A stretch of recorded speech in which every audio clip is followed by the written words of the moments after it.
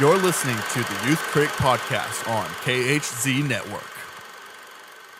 Find us on Facebook at DecibelUNG Radio and find us on Twitter at DecibelUNG. If you like this episode, please leave a like and comment on our iTunes page at KHZ Network. And now for the podcast.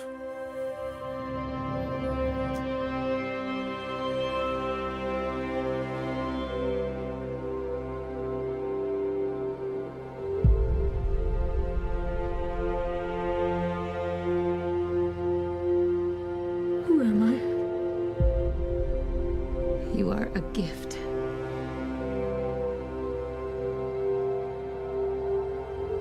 I know it's been difficult for you lately that you feel different from other kids. You are different. After your dad and I got married, we prayed for a baby for so long.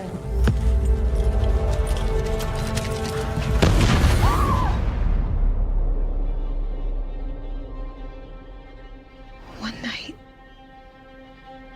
someone listened. Hello, everyone. Welcome to the Youth Critic Podcast. I'm your host, Cale Smith. Joining me today is Andy Comer. Hello, hello, hello. And then we have David Weiser. Hello there. Hello. And today we are going to be doing a triple feature because I was out, or I didn't do last week, and last week was a big weekend for movies. So we are going to do basically a two-part episode where we do all five movies. I don't think we'll talk about Ma that came out this weekend.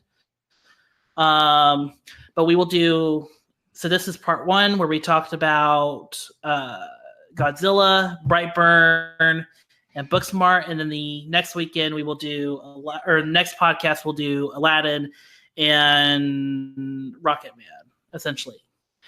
And so with that, we're going to start with Brightburn because that's easily the least divisive movie on this list, or the topic that we're going to go through today. So starting with David, what did you think of Brightburn? I liked it for what it was. I mean, I feel like it kind of delivered on the evil Superman premise that it kind of promised. I felt like maybe they could have fleshed out his motivation a little more, and some of the story was kind of generic, but otherwise, I liked it for what it was. Andy? I enjoyed it. Of the movies that I binged this past week, I'd say it's the weakest, but I still enjoyed it. Probably not enough that I'm gonna buy it unless the Easter eggs at the end come to fruition. We'll see how that goes, but I had a good time with it. Obviously, there's a lot of room for improvement for the film, but I don't know if we've ever talked Superman before, Cale, but I hate Superman as a character, so I really don't care about him or getting to know him or anything like that. So I enjoyed this part of it where he's just screw everything. Really? I knew you hated Man of Steel, but I didn't know you hated the character of Superman. Yeah, the character of Superman just annoys the hell out of me, so I just have a lot of trouble getting into any stories regarding him. So that's why I was most excited for this, because it's obviously not Clark, and just have fun with the idea of a character like that is unstoppable going nuts like this. But Andy, Superman is the Boy Scout. He's the good-natured boy. Lived on a farm. And every time that he comes across somebody that's kicking his ass, and he discovers he has a new power and defeats them. Yeah, that's basically. So Yeah, so I actually did like this movie a lot. I thought it was going to be just the way I thought the movie I was getting. So do y'all remember like Daniel O'Brien off of crack.com when they did those videos about like them like over explaining how one thing would happen if it really did happen? Not like cinema sins, but like they would nerd out and kind of explain the science and actually the psychological effect of it. And I thought it would be the equivalent of that for 90 minutes of like them making a whole movie about no wait, Superman would actually be this egotistical dick who killed people because he feels superior to everyone. And Are we talking spoilers during this time or no? Well, the movie's been out a week, or a week as this podcast is being recorded. So we can definitely talk spoilers. Everyone keeps talking about like how like he's doing whatever he wants and stuff.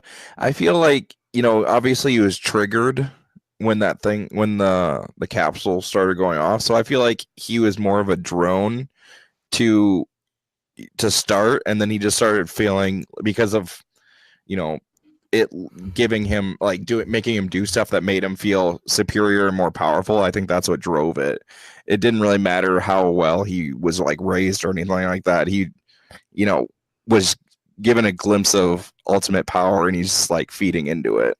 I don't think it really has anything to do with his actual character as a character, if that makes sense.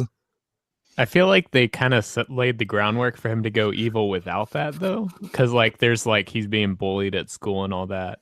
Like I feel like he could have snapped without them having that drone thing. Like Yeah, I get that. And you're right. There are little seeds of that, but like it doesn't show him actually like getting anywhere near that. And it was after he was like awakened that one night that it showed him that he could do these things. So then he just fed into it. So if he would have like snapped and failed beforehand, then that would have been different, I think. But I don't know. Well, for me to answer that question, I think they did lead a little groundwork, but also I think ahead of time they kind of were piecing together that this was still a child, and that this is a child who is kind of coming to grips with who he is. Because that's basically what the whole story is. It's a child learning or coming to grips with who he is.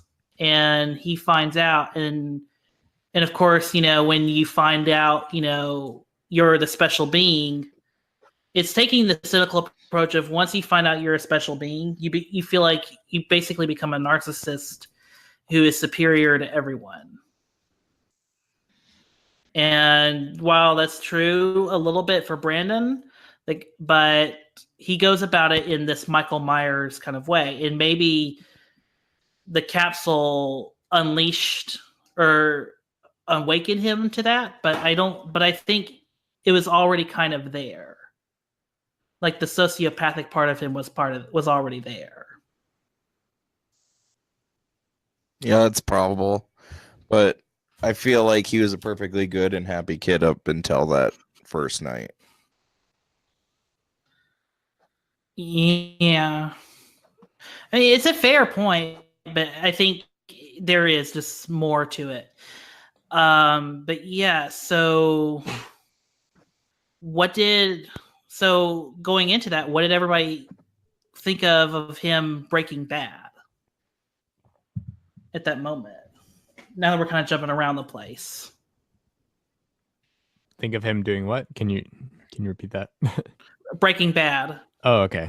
I mean, I thought it was pretty cool once he went like full slasher mode and was basically just like dropping people left and right, I felt like, yeah, I did too, but I felt like the only person that properly reacted to anything was his uncle. And I thought that was hysterical how he was like, yep, that is the way he was reacting was by far the most genuine reaction of anybody seeing anything that he was actually doing. Mm-hmm. I don't know. And it was fun to see him like actually toy with people and all that because he is so much stronger and like, more powerful than everybody. So I enjoyed it. I enjoyed him going bad. Well, for me, it's a good like example of him, because before he breaks bad, he kills this girl that he's attracted to's mother, and even before that, he starts creepily stalking her, and it creates this really good subversion of the trope of of always like the Superman always like stalking and listening in on Lois Lane, but now that girl knows, and it's like, oh my god, you're a creepy stalker pervert, and you're all over the place. And for me, that was like when the turn for me of like him becoming bad, but also turning into this really great, the movie kind of turning into this really great commentary on how the tropes and how everything building up to Superman is kind of bad. Like, especially in stuff like Superman Returns, where you have the Superman character eavesdropping on Lois's family while they're talking about, if she loves Superman or not, that kind of thing.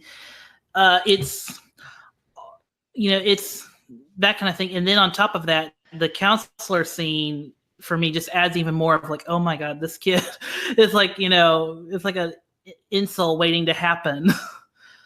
It's an insult, but with Superman powers, and now he's going to turn into Michael Myers, because you just feel it's the whole movie to me feels like a comment on narcissism and social antisocial disorders that go unchecked. Because the whole problem with the parents, or the flaw of the parents, are there, especially Elizabeth Banks' character. She is so in denial of her own child's flaws,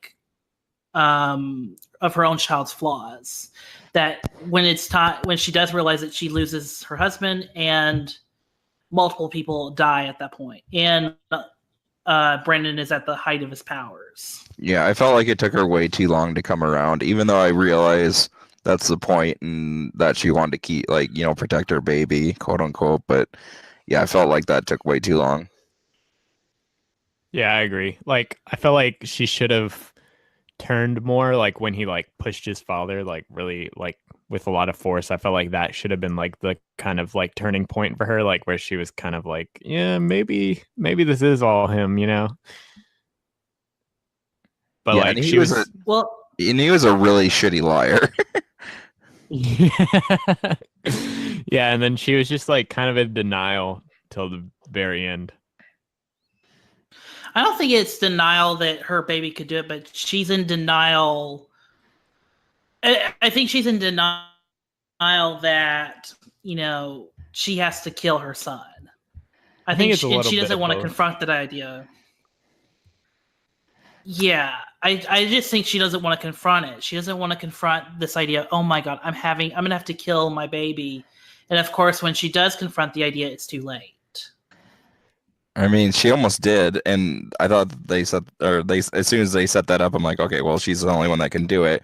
I will give them credit though for going all the way and making it so that she doesn't, and that he just keeps her going around doing whatever the hell he wants. Yeah, he's unstoppable now at that point. Now that he's killed his father, his mother, his every little bit of humanity, he's detached himself from, and basically dropped it out of the sky. Dropped it out and Brightburned it. Well, it's called Brightburn because that's the name of the town. I know. Okay. I feel like kind of yeah, I gotcha. I feel like some people thought that it was called Brightburn just because, it's because he can do anything and just burn everything down. But it's no, it's the name of the city that he's from. So, which really does not play a character in this movie at all. No, not at all. There's only one shot that showed you how big it was, and and I was actually surprised that it was such a decent sized city. I thought it was an actual farm city. So, I don't know. That was kind of surprising, but yeah, it seems like it's a way smaller community until you get a shot of like how big the city is. You're like, oh, that's surprising. It's not huge by any means, but it's just it is kind of odd how that's not really a thing, like not really a character, like you said. Yeah, I think the only unique thing about this town is they have turned an old Hardee's into a family style restaurant or a family style cafe, essentially. An old Hardee's. Yes. Isn't that Carl's Jr. where you are? Like an old Hardee's. No, it's still Hardee's here on the East Coast. Yeah. It might be Carl's Jr. for David. David, is it Carl's Jr. or Hardee's where you're at? We used to have, well, we had a Carl's Jr., but it shut down. Ours is Hardee's. Makes sense. Ours is Hardee's too, because we're on the East Coast. I know the West Coast is Carl's Jr. I don't know where it stops exactly in the country, so that's just weird. So it probably is Carl's Jr. Yeah, it's odd because it's odd, but it's also the thing that makes Hardee's and Carl's Jr. unique. But yeah, so this movie is gory, especially with the uncle losing his jaw, or basically cracking his jaw. Yeah, that, and then like the glass in that girl's mom's eye. Like that was, I had to look away for that. I was just like, oh yeah, my buddy almost puked. He's like, oh my god, anything with eyes. And then he started pulling, and I'm like, holy shit, that's a huge piece of glass. And then he's like, he's like, I'm gonna puke. And he like looked around, I'm like, I'll let you know when you're good. He's like, okay. Yeah, this is a gnarly film. I mean, we don't see some of the after effects of some of the people dying, but still, it's like, damn. I mean, there's a shot in the background of like one of the sheriffs just getting pounded to death up and down by Brandon. It's just brutal. Just like, damn, you just hear the bones and body organs like smashing in the background while also crashing into other parts of the house. And you're just like, oh my God. You know, it's a gnarly movie, and it to be honest, this is like an efficiently done movie for like a $6 million budget. Yeah, the effects are like really incredible. I'm amazed the effects are as good as they are for as low of a budget as they had. Well, it also helped that some of that stuff was off screen, like that thing he was just talking about. You only see a glimpse of it, so you're not actually seeing the effects. You're just seeing like stuff move around really quickly behind them.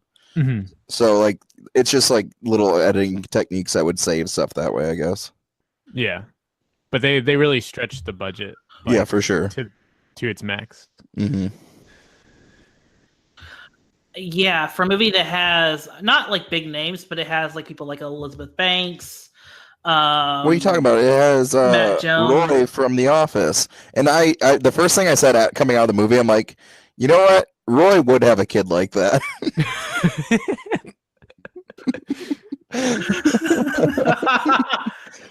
Good on Pam. It's like good on Pam for avoiding that. Even if it did take 3 seasons. Good on Pam. Yeah. And yeah, and I thought Elizabeth Banks really, speaking of the actors, I think she did probably the best job in the movie. I mean, she carries that whole denial thing very well and plays it with pathos. Even if it's not the best setup in the beginning of like two people who have been desperately trying to have a baby. Like, it's not like the best setup ever, but she plays the, mother role and not willing to kill her child very well. Yeah. It's all good. Like everybody did their parts well. It's just that the characters were just underwritten because honestly, in this situation, I don't think that they're that necessary. It's all about him just going crazy, and they don't need that much weight behind the character deaths. Well, and it's also, this is a very premise, like you're selling people on the premise of the movie. Yeah. Of Superman breaking bad. That's really what this whole thing is it's more premise driven than plot or character driven. And I think that kind of turned a lot of people off because they want to see more of like why someone like Brandon would turn. That's not just, he's a sociopath or he's like he's a toxic masculine person waiting to happen, or all these other, things that are, tropes of bad people or of bad. Yeah. So I think these people were I think people wanted a little bit more than the premise, which is fair. I mean, it's hard. You can't in this day and age with every premise kind of being done, just being like, oh, we're just going to do a premise about this. And that's just going to be our sell. And that's the only thing we'll work on.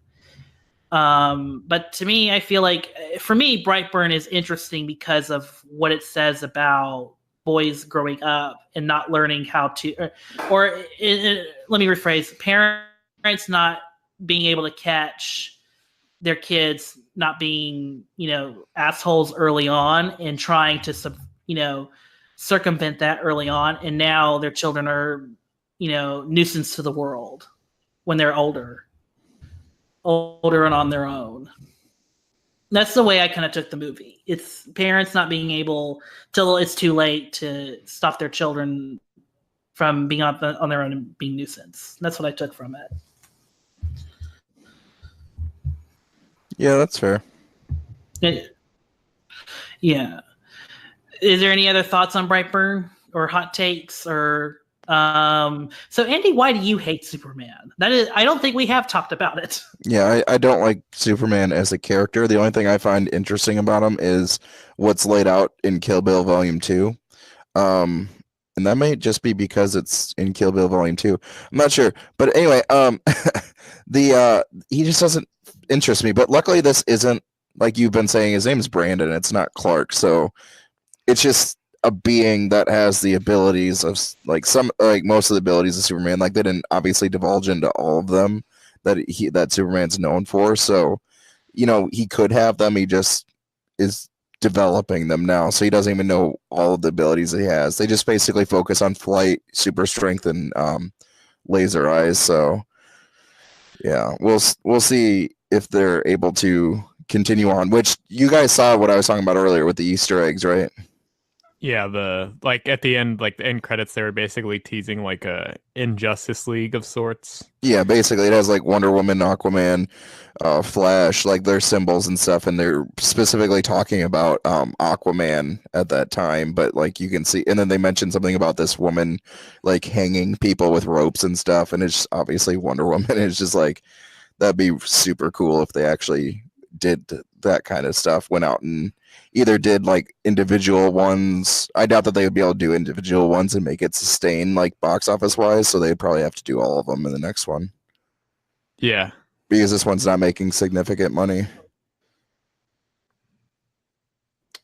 Well, to be fair, if they kept it on like Jason Blum budget, I mean, right now it was made for $6 million, which is really good for the quality, but right now worldwide it's at 20, so it's not like blowing the doors off the box office. So it's still up in the air whether or not they would want to pursue it. And if they have all of them, I would assume the production would probably double at least. Yeah, maybe. Well, I mean, if they had like multiple of them. Oh, of course. Yeah. I mean, I'm sure it would be double or triple because of, if we have these heroes and if they are like, if they do have like a set ability, then yeah, it will cost more. But I mean, that's for the future. And yeah, Brightburn's not doing too well. And also I think it's one to point out that the movie has been receivably mixed.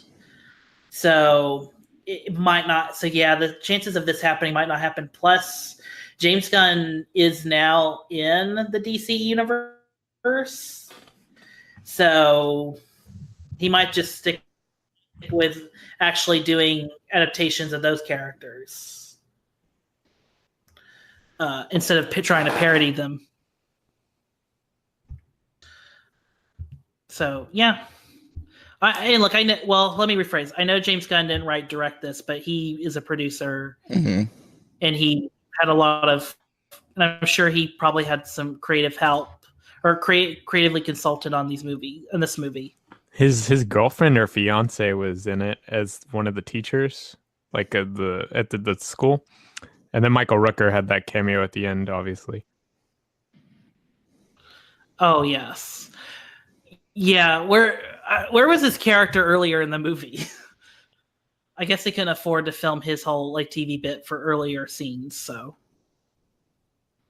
Again, great character actors coming in and doing really well with what they have.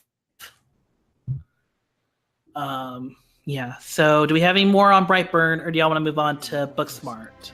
Let's move on. Yep. He's not like us.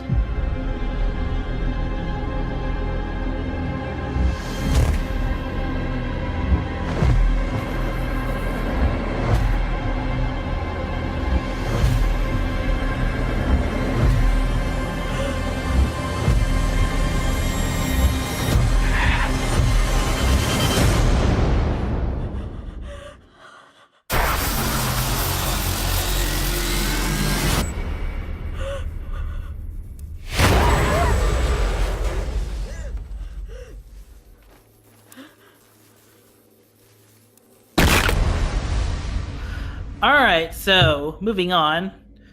Booksmart. Amy, you've been out for 2 years and you've never kissed a girl. I really don't know what I'm doing with all that stuff. I have a secret for you. I once tried to masturbate with an electric toothbrush, but I got a horrible UTI. Yeah. Like, horrible. I wish that would have been a secret, but you've mentioned it many, many times. The Olivia Wilde movie that everyone loves is becoming the most successful movie ever made, and and has already surpassed Titanic, Avengers: Infinity War, The Force Awakens, and is about to surpass Avatar. And it's going to make $3 billion. It's everything. Oh wait, it's not. Wait, Andy, it's not doing well. Which one? Booksmart. Booksmart is not doing amazing. It's at 12 million domestic. I don't know what the budget is though. That's why all these it's a great movie and it deserves more, but this is why all these celebrities are coming out you got to see this movie, because people aren't seeing it for some reason. I don't know why. Our local theater had, I think, 2 early showings, and I'm pretty sure that neither of them had more than 10 people. So I don't know what's going on, why the public isn't seeing this, because whenever I don't watch a lot of TV, but when I'm at a bar or something, I'll see commercials for it. So I just don't understand why it's not resonating with people as much as other films like this in the past.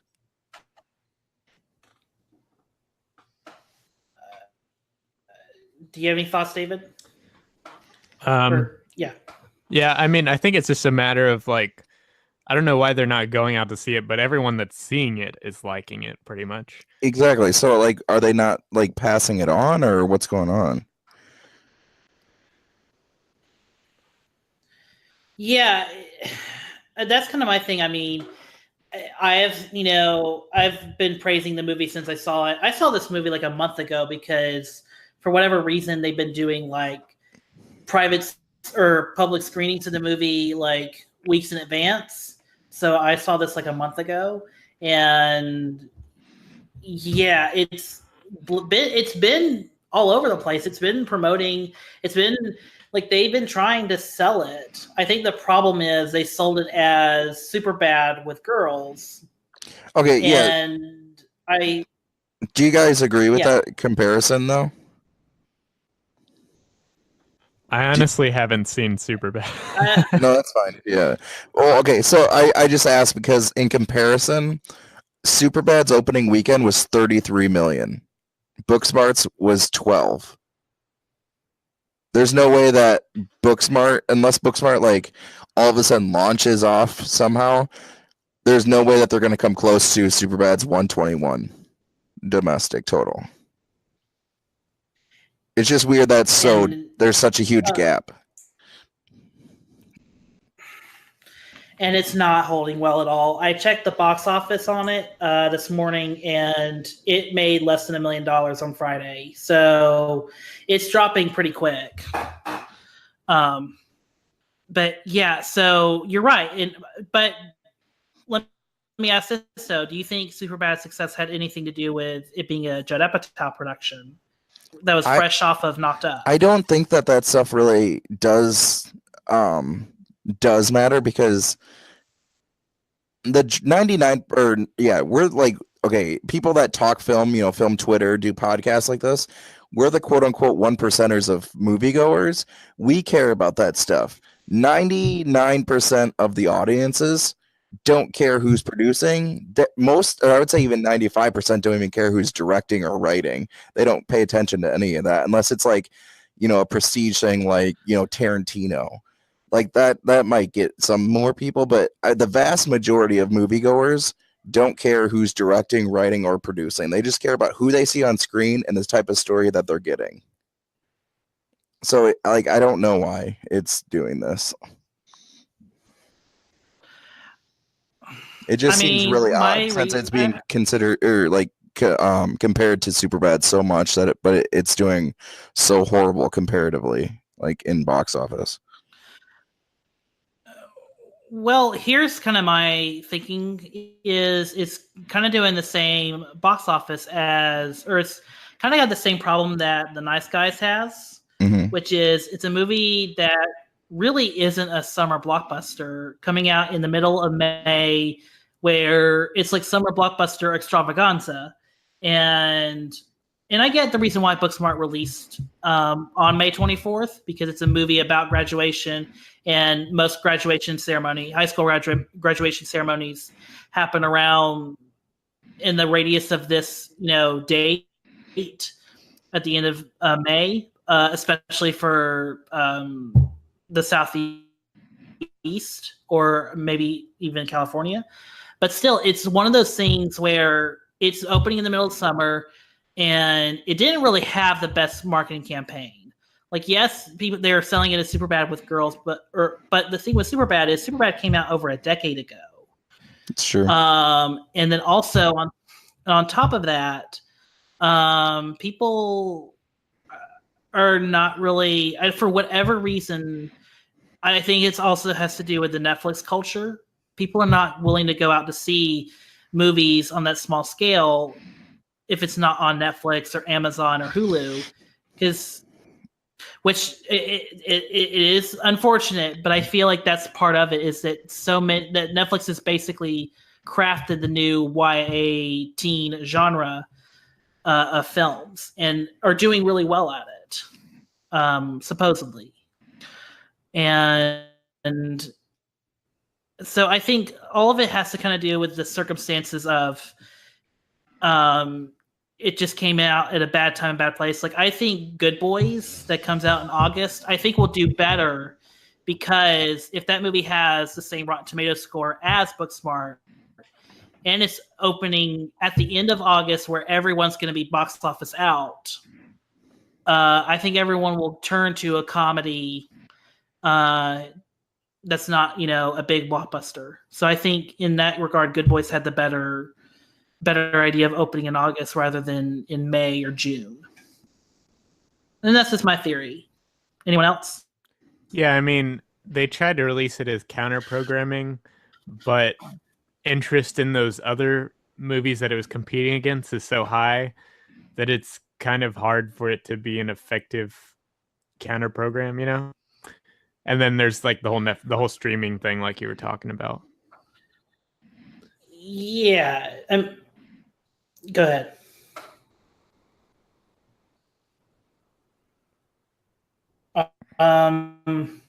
Well, for me, it's, I think just Booksmart just had a bad run. And also, if anyone's been paying attention, Annapurna Pictures has just not had a good run of marketing their movies. Like, and it's a shame because they are producing extremely good content, but they just have not been having luck since they left Sony Pictures, their main distributing arm. So it's just been an extremely difficult, it's just been extremely difficult for them to get anything successful. Even Vice or Detroit, anything that would have been huge is now, in flux. And while, yes, they have Bond now, still, that's less than a year from now, and they're losing money as we speak. So, yeah. Do you want to talk about the action movie? Yeah, that's what I've been waiting for. Okay. All right. So, Andy, starting with you, why is this the seminal classic movie that you tweeted out earlier? I never said it was a seminal classic. I just said it's a great movie that everybody needs to see.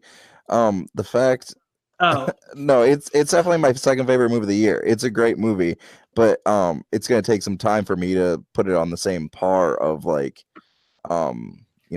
Breakfast Club and stuff like that that are my coming of age movies that I will love until I die.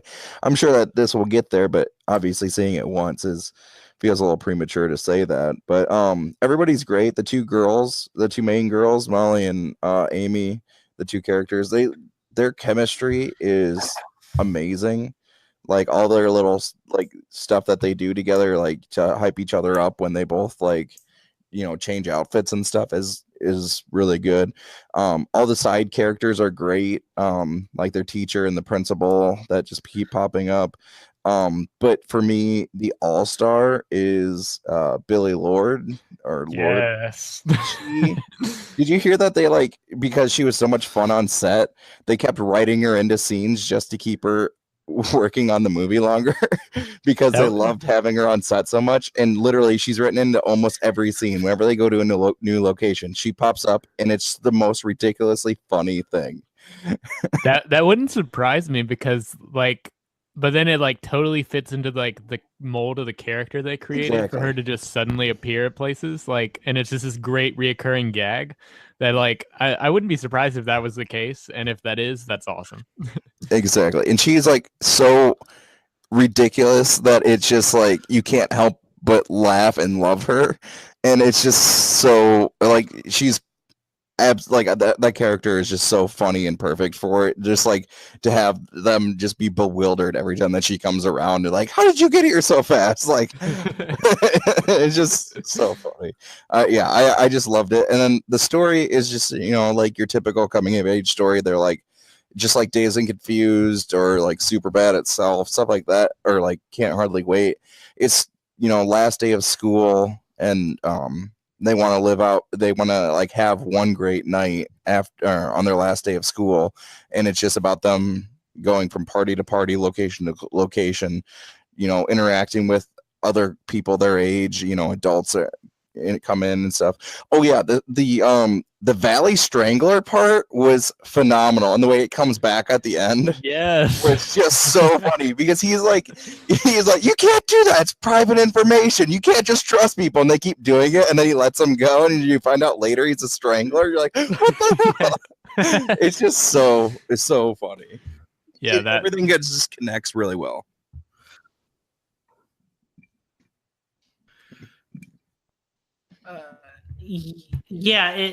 It all works for me. What I love about this movie is, yes, Billy Lord is amazing. This is a star turning / scene stealing performance. You're right. They probably did it. Now that you said that, now it does feel like, oh my God, they wrote her in more scenes because they loved her so much, and they were loving her so much in the dailies. So yeah. But really what I love about this movie is it does have this, kind of tropish plot in that the two girls, they partied, they didn't party, they just did all the school stuff, they, whatever. And now they're doing their last night. But really what makes the movie interesting is that these characters, especially Molly, has a very superiority complex where she thinks she's above everyone, especially her friend, and she needs to learn how to get off of her high horse before she goes to college. And honestly, and I didn't realize this until watching it on the second viewing, but you don't realize that's the conflict of the movie until nearly the end of the movie when the big fight happens. And even when the big fight happens, it's done in a way that's very well built up. You understand what's happening, and it works. Like that whole bit, everything in this movie works. It's funny as hell, but it's also emotionally well done. You buy that Molly and Amy are, they've been friends for a long time. They're these high schoolers that have been, just holding out because they wanted to get into Ivy League schools, but then realized, oh wait, everyone else got into an Ivy League school. Yeah, and it's just this really good movie where characters really, get to learn more about each other. They're hanging out, and even when they learn more about the rich kid, what's his name? Hold on, I got it. Jared. When they learn about the rich kid, Jared, and that he is this really sweet kid and wants to build airplanes while also make musicals. That's great. It's really good stuff. And even the parents, Amy's parents, Lisa Kudrow and Will Forte, give a really nice scene-stealing performance with what little they have. Anyone else? And then, on top of all that, just in terms of execution, the cinematography and editing were kind of a step above most comedies, where it has that kind of flat, uninteresting look, and this has the colors pop, and everything has this is kind of drenched in light and everything. Yeah. So it has a nice aesthetic. Absolutely. And the flow through all the different gags and stuff like that, just in the editing process, it all flowed very well.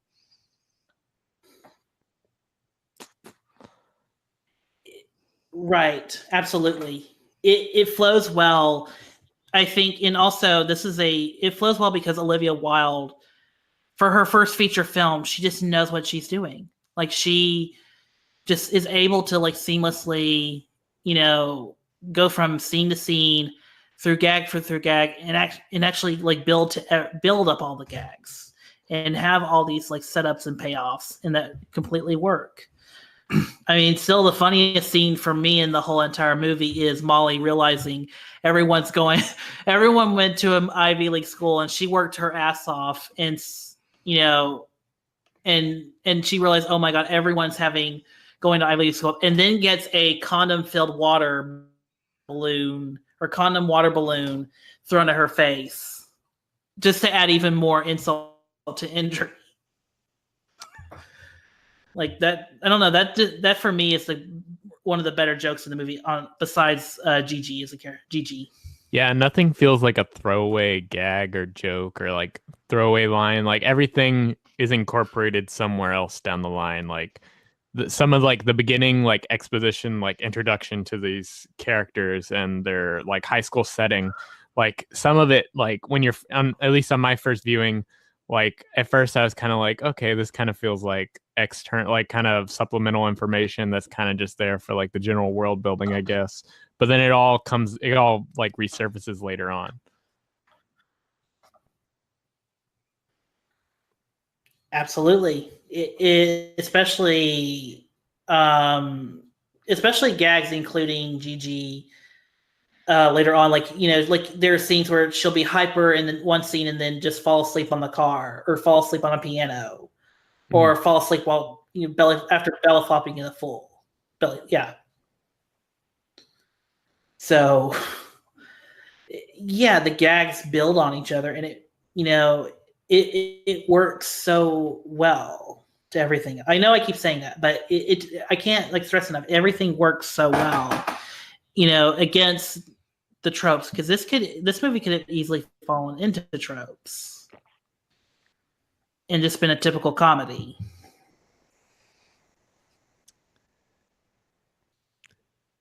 So yeah, it's a lovely film and impressive directorial debut. So let's talk about some monsters. All right. All right. Does anybody else have any more thoughts on Just go Booksmart? see it. If you haven't seen it and you're listening to this right now, obviously we've told you a lot of stuff, but like, you know, they're like, unless you're like watching the movie, you're not going to understand the context of what we're talking about anyway with this kind of film. So just go see it, and it's about the energy and about the characters and everything like that. So definitely go see it. Give it your money. Please do. I don't know how much longer it's going to be in theaters, but please do. And even if it ends up on a streaming site somewhere, which is very probable, please check it out eventually. It's so good. It's so worth the time. So yeah, before we get to the monsters or the king of the monsters, I have some segments for the show that I'm sprinkling in at this moment, and when we come back, we will talk about Godzilla, King of the Monsters. Our world is changing. The mass extinction we feared has already begun, and we are the cause. We are the infection.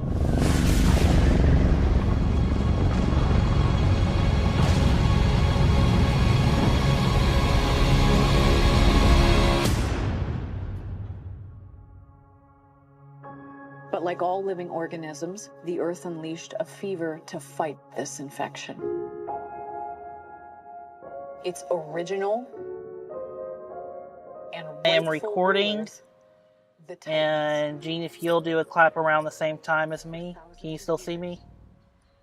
These creatures Yes, I can. All right. Just let me know when you're ready to clap, and then we'll use that as slate. All right, cool. I'm ready. 3, 2, 1. All right. I will use it. And a few seconds of silence. All right. We are back. And I'm here with Gene Aversa from the Waffle Press. Hey, how you doing, Kale? Good to have you. Good to see you again. Awesome. So I kind of need to go ahead and ask it.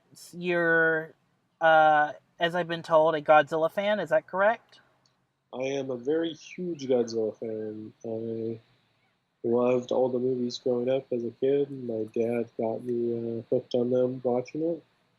And yeah, I consider myself a pretty good Godzilla stan. Yes. Yeah, so as a kid, I really liked Godzilla because of Jurassic Park. So I really like big dinosaur lizardy things. So Jurassic Park was a weird way of getting into dinosaurs, and then also Godzilla. So I'm very aware of the Ghidorahs, the Mothras, Mecha Godzilla. I'm aware of all of the major kaiju creatures. But yeah, it's been a while since I've seen a kaiju movie because it was a phase when I was a kid. So yes. Mm-hmm. So going into this, what did you think of Godzilla, King of the Monsters? Oh, I really, really enjoyed it from start to finish. Everything about it I felt was just so well done. Just everything I wanted in a Godzilla movie. Michael Dowthrey, I just went into my skull and took out all the imagination that I had of like what this character should be, and like this turned into a movie. So I really felt this was one of the best Godzilla movies. Neat. For me, this was like, everyone kind of made that complaint with the first one that there was not enough Godzilla, not enough monster action.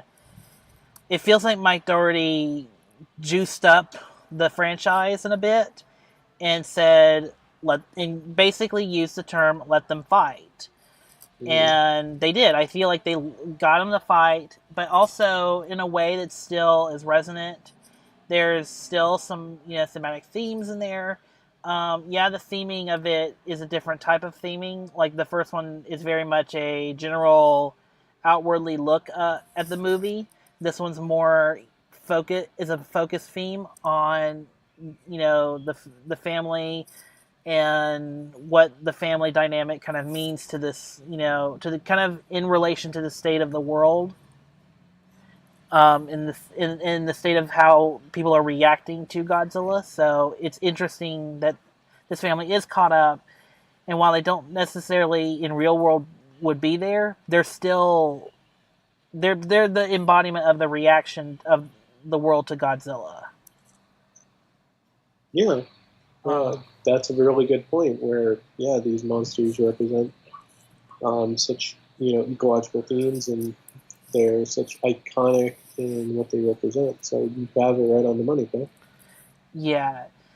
And it's interesting how those viewpoints do separate. So, for just to kind of go into spoil and mild, and a little bit of this was already spoiled in the trailers, but in the movie, oh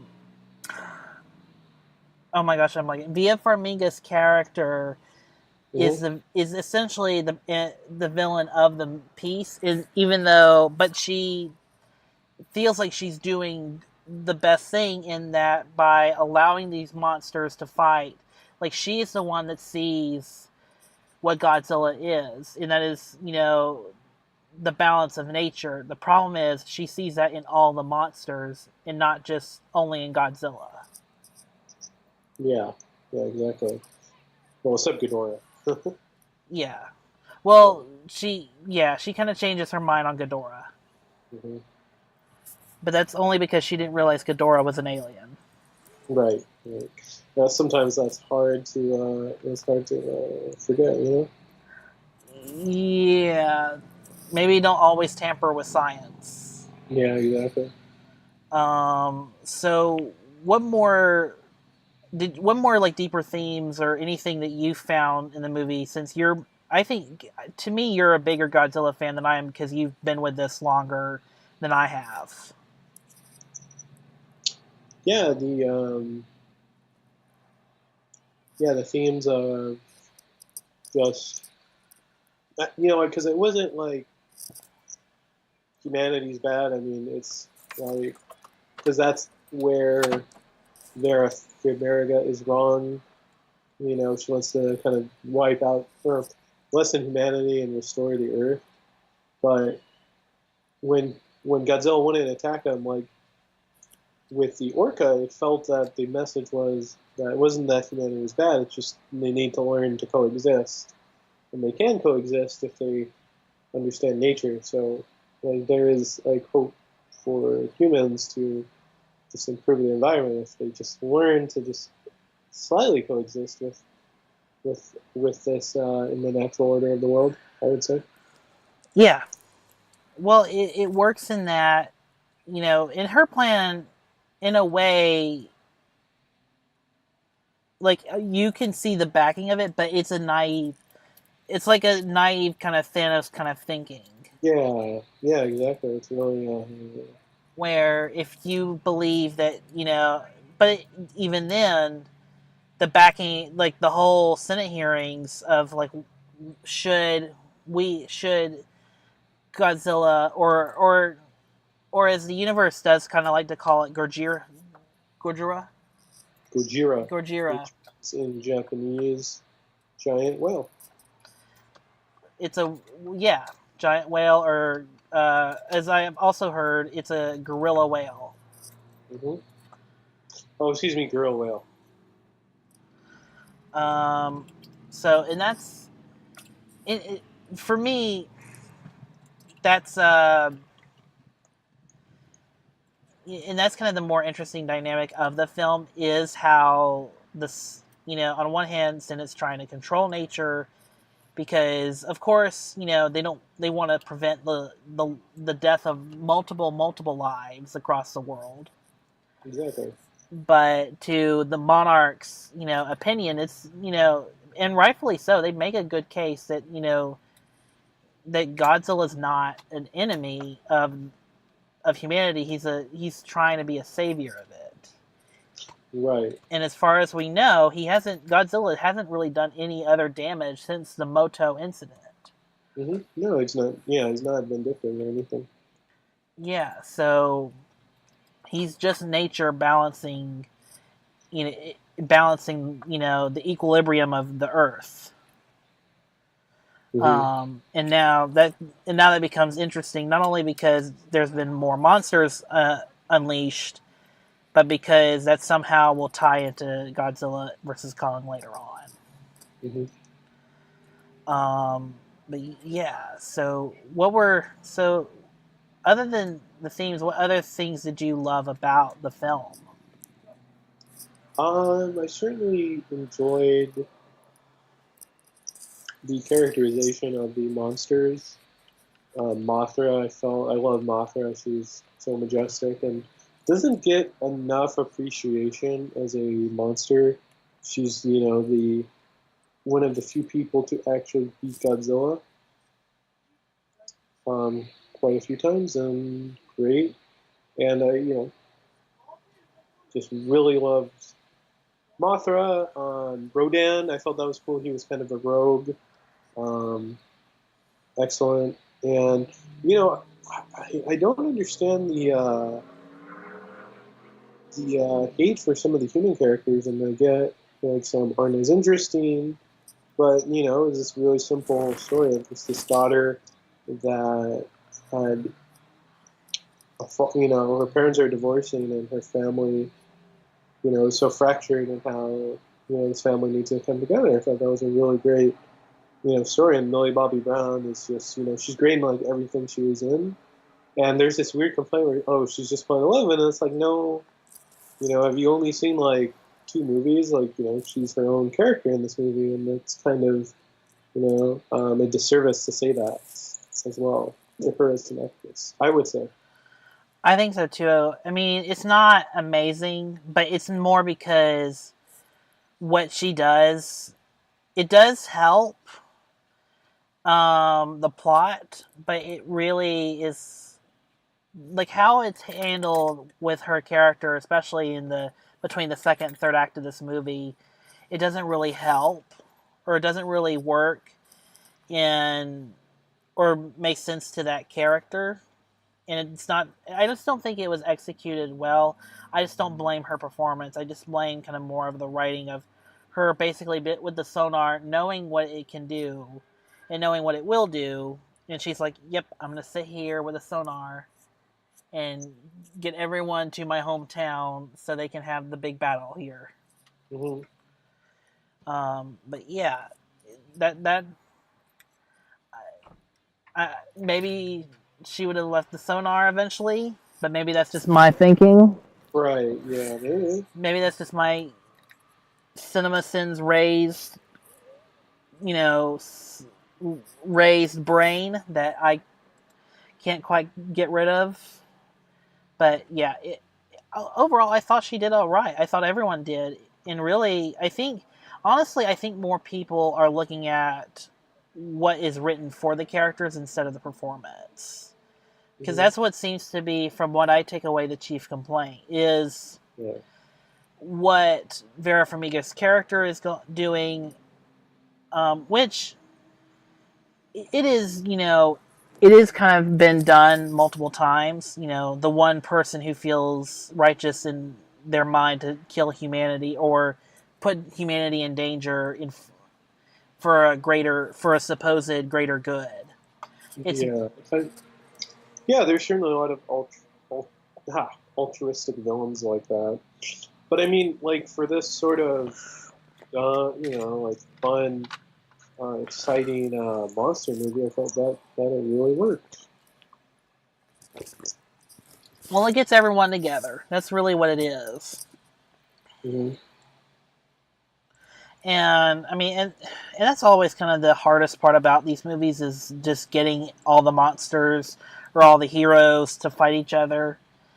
Because in the end, it's always, most of the time, they'll always be separated or be encapsulated. So you have to find some reason to get them together.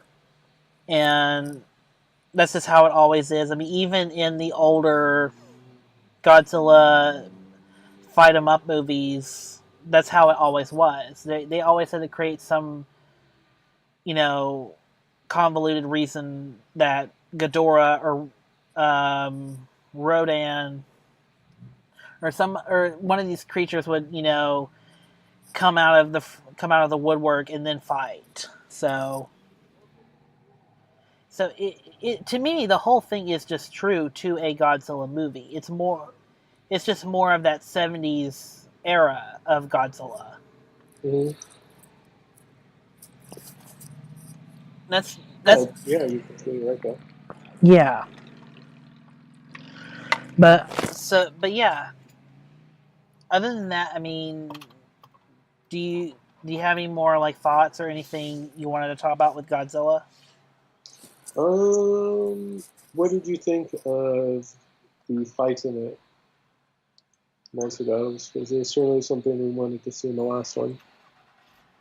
I think I like the fights. Like, I love how they open with very impressive, clear, wide shots. The problem to me was I needed more of those wide shots. There's so many like tight, close-in shots of not only the characters biting each other, but also cutting back to the humans, and we get a tight close-in of their faces, or something's obscuring the screen while a major fight's going on. Mm-hmm. And I know it's a nitpick, but for me, it just feels, again, like ridiculous to cut away from the big fight. Because this is what people showed up to see. This is what you sold us on, is the big fights. So, in the wise words of Ken Watanabe, let them fight and let us see it. And I think, again, the movie kind of makes the mistake of trying too hard to, like, okay, now they're fighting. They're not. Let's cut back to what the humans are doing, and the humans are really again. The purpose of the humans in both of these movies they are inconsequential to what's happening to the story. They're almost inconsequential. Like, yes, they have the orca. I think that's what it was called, or sonar. It's the orca, yeah. That's great. They have it. But it's still like Godzilla and Ghidorah in the last moments, they would have found each other or whatnot. Right, but I mean, I don't really see that as negative. I mean, in Indiana Jones, like the Nazis would have gotten the Ark, and everything Indiana does is inconsequential, and I don't think that takes away from Raiders being a good movie. And I don't know. I mean, the human stuff, they're the cause of the problems in the movie, so they aren't inconsequential. I feel. I mean, that I would counter with. I mean, they're not. It's not like invalid criticism to say like, I don't know what humans are used, but their actions are the product of this whole mess by creating the orca and dealing with Ghidorah. Mm-hmm. I mean, to be fair, Vera Farmiga's character does at the end sacrifice herself. Right. Yeah. But which again, another thing, both Mothra and Vera Farmiga's character, the two big female characters in this movie, they both sacrifice themselves to save everyone else. Right. Yeah, I don't know how to feel about it, but I mean, it's still because especially since Mothra has never been, to my knowledge, in a U.S. film, and now she's right. Now she's dust, essentially. Mm-hmm. It's like, And people were actually at my screening cheering for her the most than Godzilla. Yeah, she's a great character. I mean, but the thing with Mothra is, like, you know, she never really dies, you know, like you saw with her essence falling off later. You know, she always comes back, or is resurrected as an egg or something. So, I mean, it didn't bother me as much, I would say. Okay. Because it's like, you know, that's the kind of the abilities of her character is to just, she always comes back. Okay. All right. So, is there any more to talk about with Godzilla before we move back? No, I think we're good. All right. Well, again, thank you, Gene, so much. Where can the good people find you? And don't you run a podcast or something? Yeah, I do. Yes, that's right. You can find me on Twitter, Gene9892, on Twitter, Instagram, and then follow the Waffle Press on YouTube, SoundCloud. We're on Spotify now, and of course iTunes. So check that out on all the platforms. All right. Thank you, Gene, so much. We're now going to go back to the main show. Thank you, Gene. Thank you so much. We will get back with you soon on something. But like all living organisms, all right, the Earth unleashed a fever to fight this infection. Its original and rightful rulers, the Titans. For thousands of years, these creatures have remained in hiding around the world. And unless all the Titans are found, our planet will perish, and so will we. They are the only guarantee that life will carry on.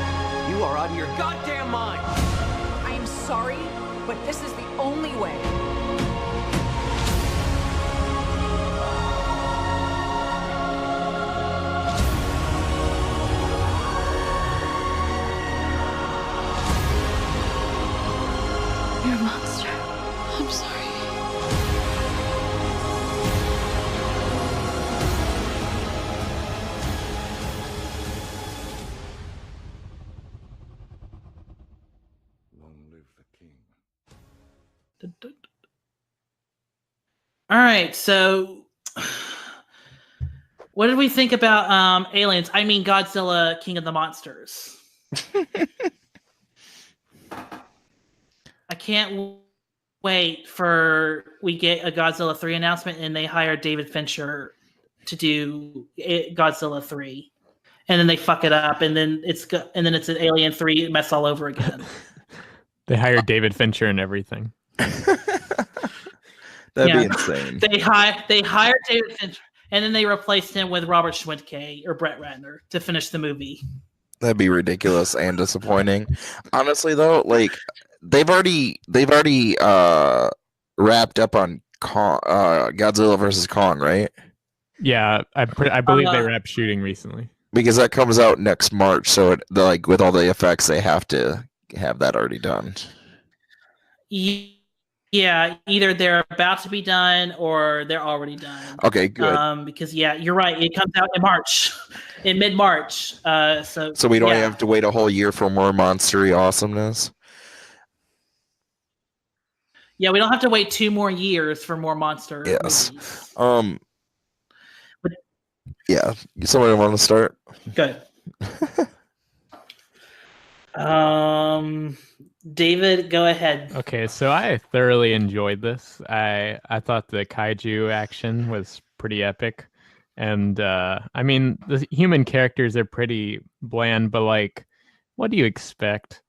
And like, I think a lot of the complaints about the human characters, I mean, like, I don't think this is like much I think it's about on the same par as like the 2014 Godzilla, and maybe even more substantial for like the core family at least. Like I felt like there was more characterization there, compared to like, I mean, Bryan Cranston, like they have like that beginning thing, and then they kill him off, and then they just leave you with his son, and he's really one note throughout the rest of the thing, you know. So I felt like this core family of like Millie Bobby Brown, Vera Farmiga, and Kyle Chandler, like I felt like there was a little bit more there. So that's just one thing, like kind of to rebut against a lot of the criticism. Yeah, for me, okay, I will actually kind of disagree. But you're right. I mean, it's better. The whole family dynamic in this movie, it's unnecessary, and they don't have to really do it. But they do it anyway, and I think they handled it a lot better here because you're right. Like you get Bryan Cranston in that first one, and then they kill him off. Yeah. And then you're stuck with Block of Wood, Aaron Taylor Johnson, and then you're stuck with Elizabeth Olsen, putting her son on a bus, and then hoping he does okay. For some reason, why would you put your kid on a bus? Why? And just leave him, thinking, "Oh my God, is my mom dead? Is my dad still alive? What's going on?" Look, I really like the first one. It really is good. But the family dynamic, but that family dynamic is like, it's so wooden. It's so underdeveloped. And I think that's kind of the problem with Godzilla 2 is that, or not Godzilla 2, Godzilla 1 is that you just don't care about any of the human characters, and it's all set on the human eye level. So you're with them more than the actual titular character. And so, yeah, and everyone makes that comparison. It's like Jaws. Well, it is, but Jaws had more interesting characters. Jaws had Quint and Brody and Hooper. Yeah. Anyway, Godzilla 2 is really good. The family dynamic works, and I like the kind of aliens just, rock 'em, sock 'em, let's just go nutso for it, because the next one's going to also be nutso, because now you have Kong, the outsider, coming in and wanting the throne for some reason. So what I'm wondering is he's King Kong, I guess. So what I'm wondering is if I guess let's just go spoilers, because what I'm about to say is pretty spoilery, I guess, in a way. At least it's like in the credits, like there was like all those newspaper headlines where it was talking about like everyone being drawn to Skull Island. So I'm wondering if the fight's going to happen there, or like if Godzilla is going to come to Kong and not the other way around. I wonder why though. Like, what would Kong be doing there that would get Godzilla to go there? And obviously, because it's one of these movies, like there has to be a human element involved as well somehow. Like, what brings humans and Godzilla to Skull Island? Yeah, I'm really curious about that as well. Like, I mean, it's just like a lot of questions for now. We don't really have much to base off of, but that's just like something that I've been wondering. Mm-hmm. Also, obviously Kong took place in the 70s specifically so that he could grow by the time that he meets up with Godzilla, but he has to like triple his height to get up to Godzilla, like to make it an actual fight. Yeah. So I'm really interested. Like, I was really hoping for like not like an actual like full shot of how massive he is now, but like, a shadow of something or something like that. But yeah, I thought the post credits was gonna tease him and not the Charles. Although I'm overjoyed that Charles Dance is gonna still be in like, I guess, Godzilla 3, because I felt like he was kind of underused, and I really love him in Game of Thrones. So I'm glad that he's gonna come back as a villain of sorts. So, but I was thinking that the post credits was going to be more of a tease of Godzilla, or the fight between them, or at least show, especially because so much of that credits montage with the headlines and like the declassified documents, like it focused so much on Skull Island that I thought like it even was on location of Skull Island, kind of like zooming through, and I thought it was gonna end with something with like, I don't know, a silhouette or just Kong himself. I don't know, something. Like, But because yeah, it they felt like it didn't. was really pushing that idea, and then they just kind of left it alone. Yeah. Yep. I was hoping for more as well, but like you said, it's good to fasten in like the character, or to go back to the character or the human characters to try to emphasize that a little bit more, because that is one critique that it has gotten. Though I don't really get the why people are complaining. Like, this one is, the first one got complaints that it was too much human stuff. This one is getting complaints it's too much monster stuff. Obviously, you can't make everybody happy. But I felt like this one hit a good balance, even though the characters aren't that great. You understand what they're doing and why, and that's all you need in this kind of film. And so I think that it was a good balance. And like you said, all the kaiju fighting was spectacularly epic. It's exactly what we deserved in this film.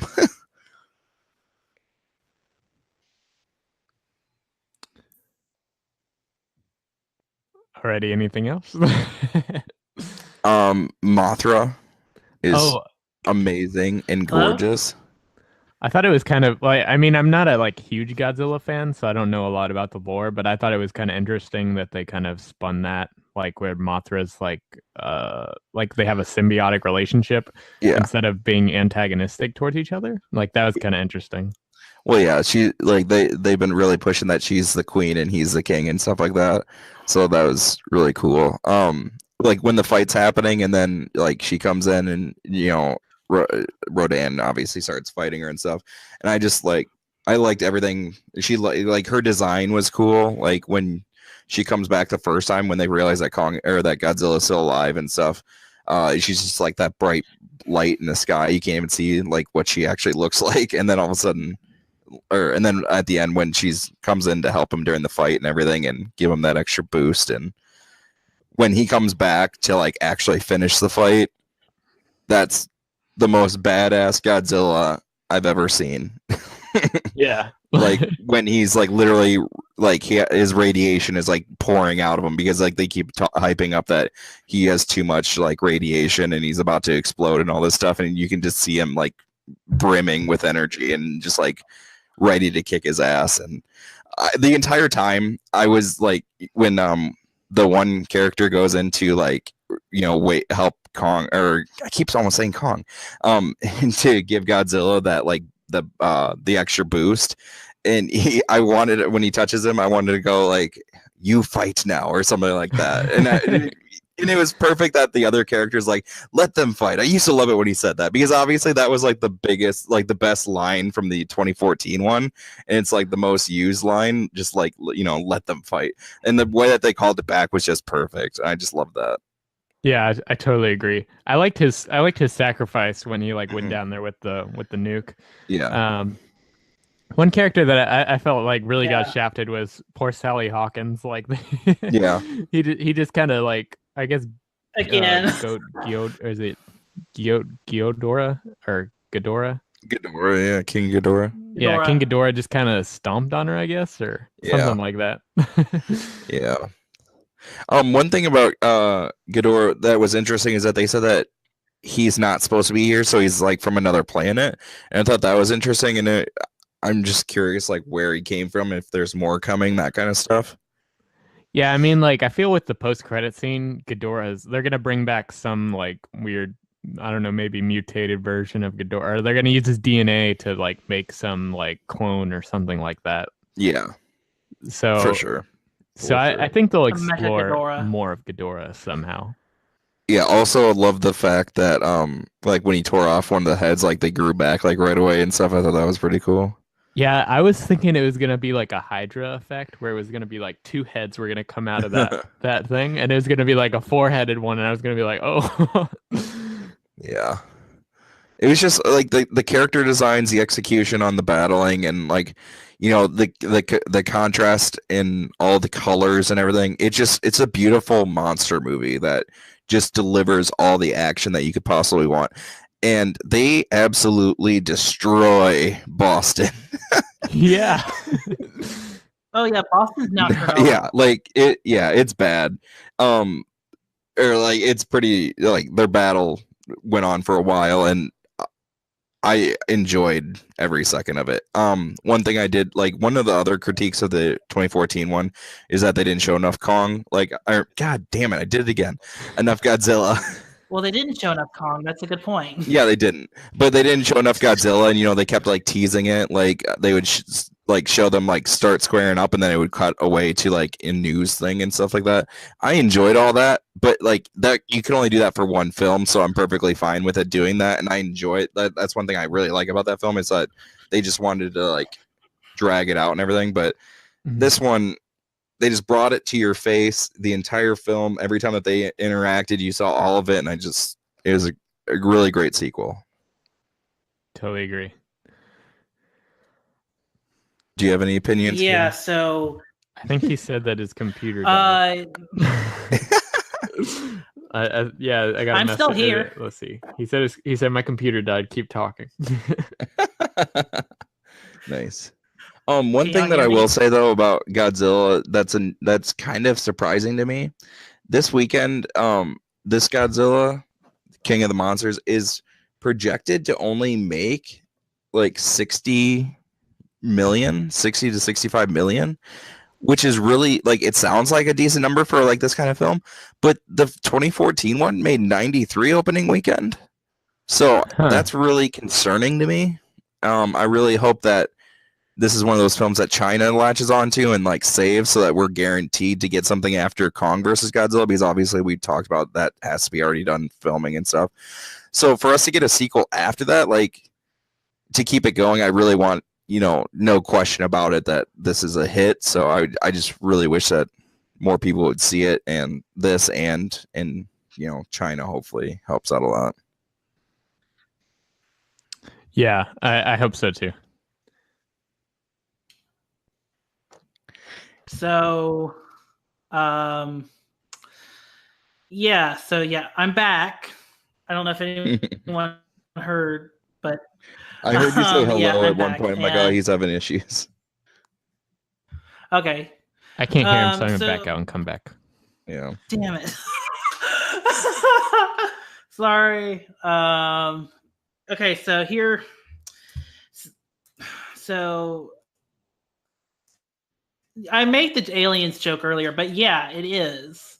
It is. Godzilla King of the Monsters is kind of like what Aliens is to Alien, because Godzilla is a very cerebral, very much. I don't know what the exact term is, but its themes are kind of laced on externally, in that the theme of the first one is more about nature and how humanity cannot control it, and ultimately we should trust nature in crafting the balance of it all. And this one is that, but it's also on steroids and a bunch of other drugs that are, yeah, and it is a bigger. They did solve kind of the more criticism. Godzilla is in the movie for more than 10 minutes. And there are a lot more monsters. I think really my biggest problems with the movie is if you really do not get into the catalyst of the plot, which is that sonar device and how it is used, and how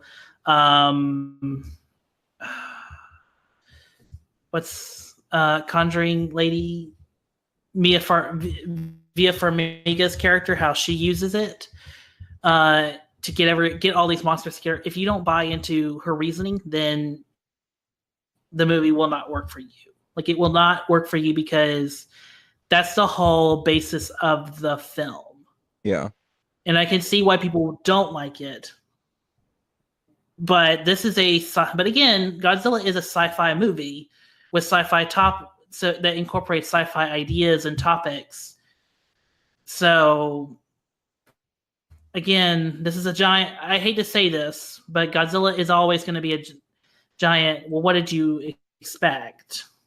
This is a movie about monster fights and eventually some sprinkled in social and political commentary in there. So yeah. But yeah, it is, again, it's a big movie. It reminded me a lot of Super 8 for some reason. I love Super 8. I know. Well, but doesn't this movie remind you a little bit of Super 8? It didn't, but I can see that being something that other people do. I mean, Super 8 is smaller scale compared to this, but still, it's a monster. But still, both movies are a monster movie about a family being broken up and having to basically reconnect again, especially between the daughter and the father, or in Super 8, the son and the father, both played by Kyle Chandler. Yeah. So David, I was making a Super 8 comparison. That's where we're at. I was just comparing Super 8 to this movie. That's all.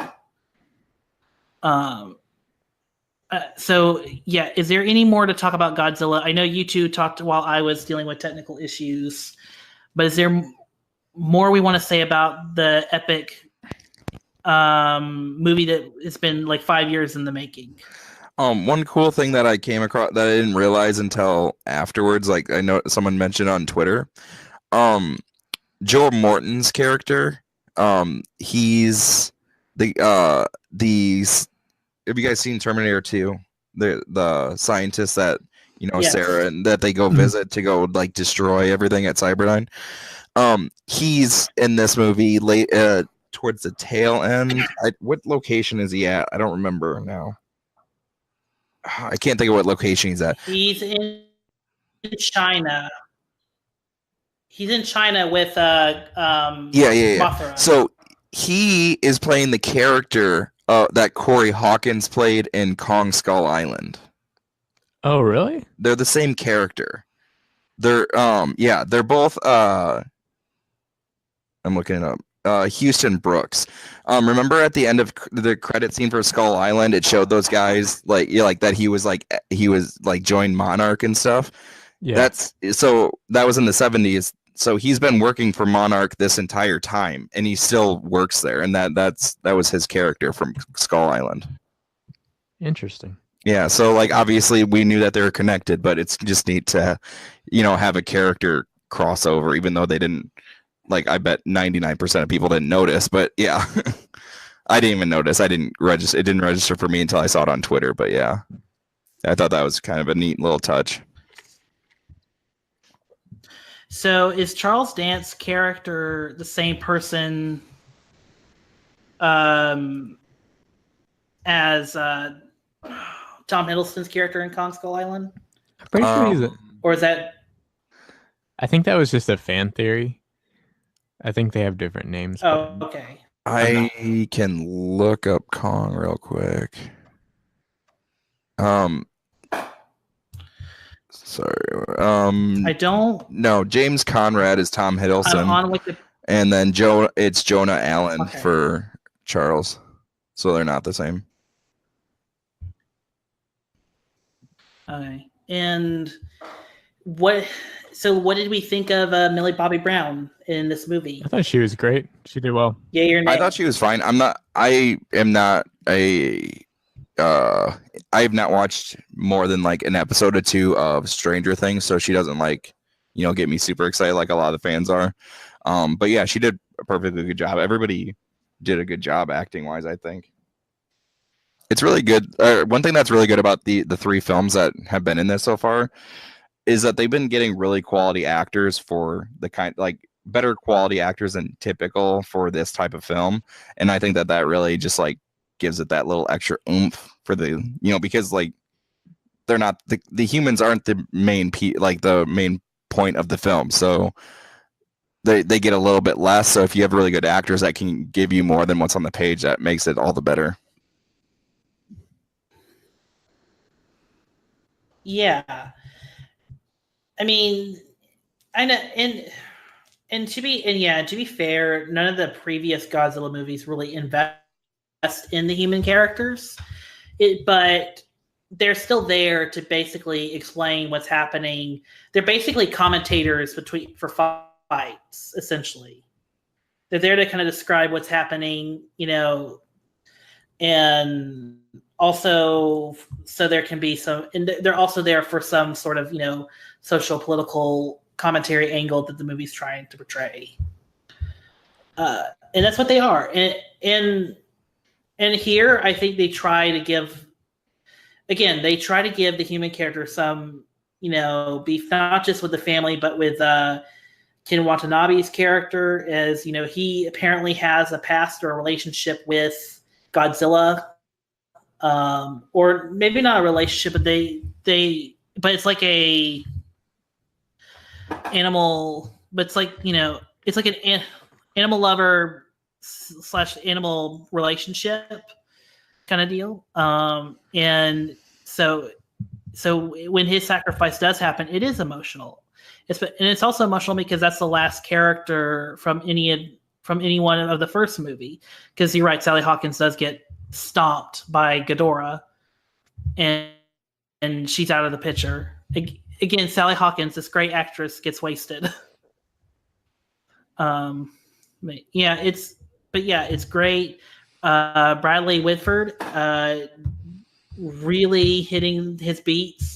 Again, we talked about in Booksmart, they just kept writing more scenes for Billy Lord. I think for this one, they kept adding more Bradley Whitford scenes, so they can just keep him in the film. Yeah, but so they can keep him.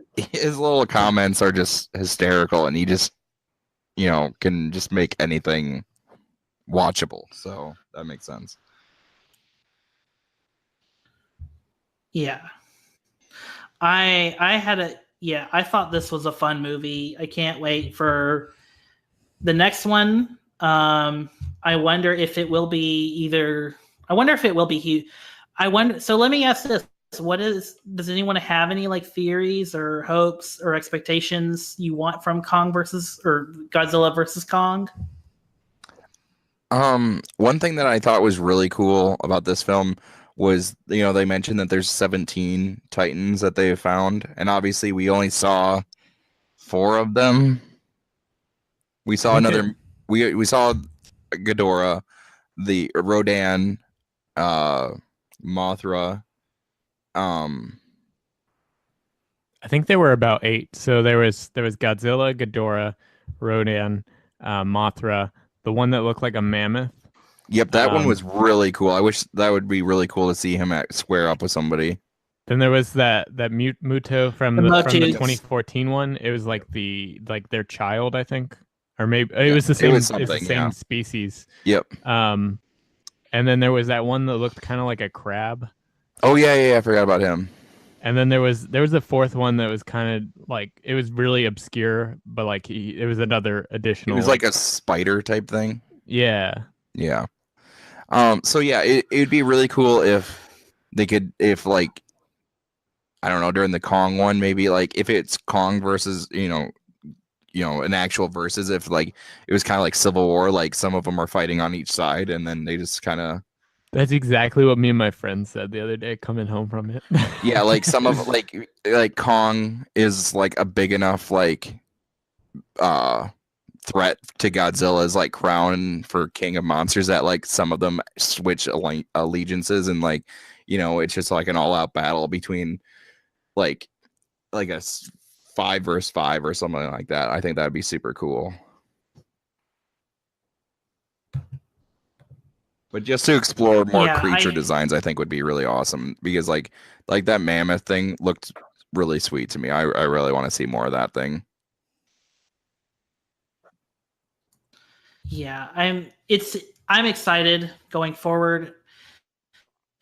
I'm excited more going forward because now that we're almost at the finish line in what will be phase 1 of this Monsters universe. If we're comparing everything to Marvel. And we're now going to finally see, and also we're going to see Adam Wingard hopefully make some sort of comeback, since not a lot of people like Blair Witch or Death Note. So hopefully this next one is a comeback for Mr. Wingard, because I really liked his movies, and I kind of want him to And I kind of really am hoping for that he pulls this one out of the park. Or hits it out of the park. Yeah. There. So, yeah. So what else can be said other than Godzilla 2? It's good, but your expectations might need to be tempered because it's not it's not a cerebral, and depending on how you view the catalyst of the film, the sonar of it all, you may or may not like it. That's all I gotta say. Is there much more we want to talk about for Godzilla? No.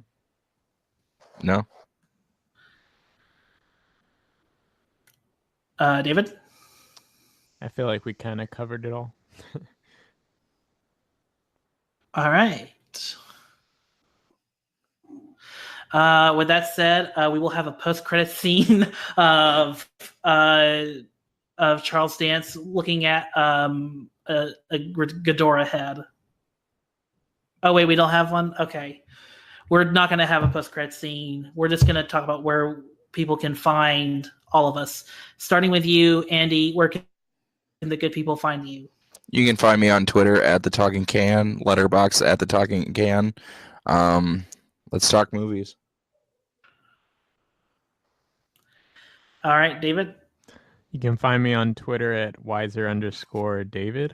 And then my blog is called Film Assessment. It's the same tag for everything. Film Assessment is just the handle. So.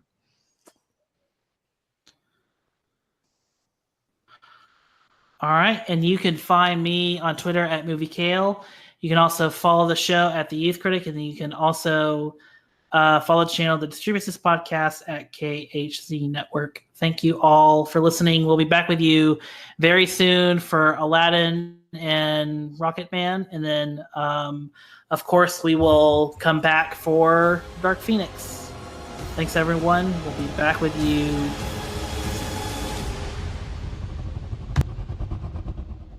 Long live the king.